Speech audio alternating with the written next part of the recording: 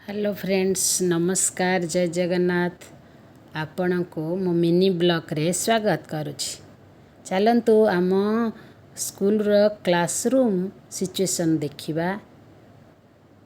ये हला literacy corner. विभिन्न प्रकार टीएलएम को सज्जित करी रखा है एवं किछि चित्र कार्ड मध्य फ्लावर्स कार्ड मध्य रखा है जोड़ा कि आमर हेबाकू जाउथिबा थर्ड एमसीएम सेप्टेम्बर 6 तारीख आम विद्यालय रे हबो। तेणुक आम विद्यालय को टिके डेकोरेट कर देइछु। देखंतु एई रूम रे ही मीटिंग टी हबो।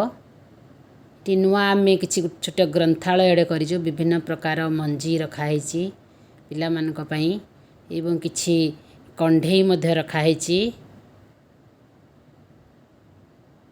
जोटा कि छुआ को आग्रह लगे विद्यालय को आसापी डरबनी एवं नाच गीत खेल मध्यम आम छात्र छात्री को पाठ पढ़ेबा। भिन्न टीएलएम देखी पाठ पढ़ेबा एवं आमर ठीक सेप्टेम्बर 6 तारीख को टीएलएम टी अनुष्ठित होईची। आम क्लस्टर प्रत्येक टीचर सार एवं मैडम माने उपस्थित अछंती एवं गणेशंक ठारे दीप प्रज्वलन करी आम ट्रेनिंग टी आरंभ करूँ। सीआरसी आमको किसी दिग्दर्शन दौरान थर्ड एमसीएम रो पॉइंट विषय से ड्रेस डिस्ट्रीब्यूशन करेंगे एवं आओ आमर उल्लास सर्वे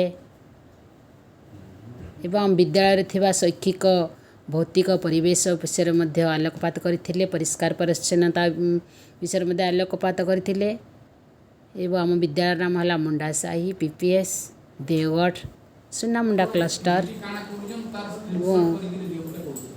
आम से दिन ट्रेनिंग दिन मध्य आमर एडीओ आसथिले एवं आमर डायटर मैडम आसथिले।